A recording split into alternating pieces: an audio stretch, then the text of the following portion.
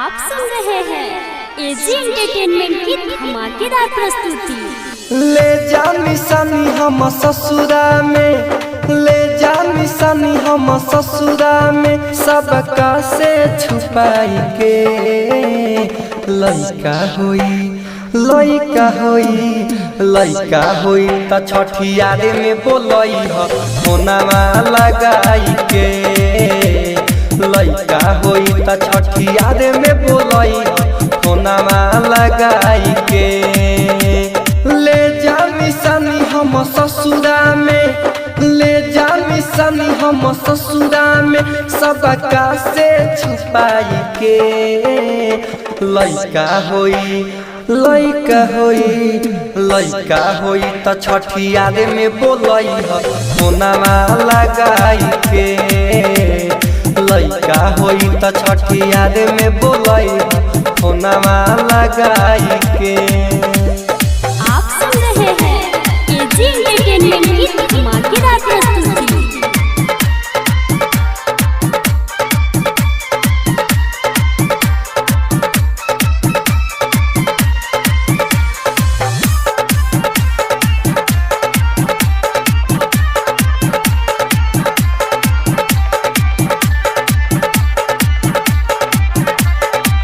Mix by AG recording studio.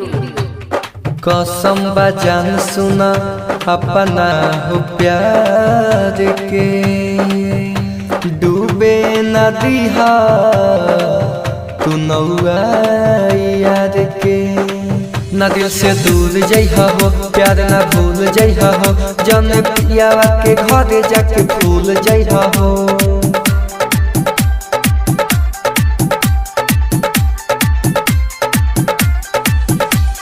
हमरो खुशिया तोहरो खुशी, हमरो खुशिया तोहरो खुशी, मिली हो आई के लइका होई, लइका होई, लइका होई त छठियारे में बोलई ह फोनवा लगाई के, लइका होई त छठियारे में बोलई ह फोनवा लगाई के। एजी एंटरटेनमेंट की धमाकेदार प्रस्तुति।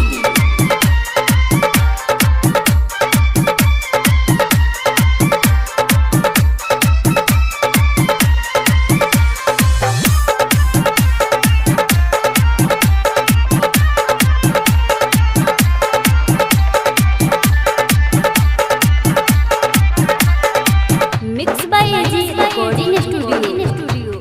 पियावा के अपना दिलई है यकीन हो, करी न पाटी हई सखीन हो, ना भूलई ह बात के हमें आई रात के, राइटर होरिल संगे और नीतीश के साथ में।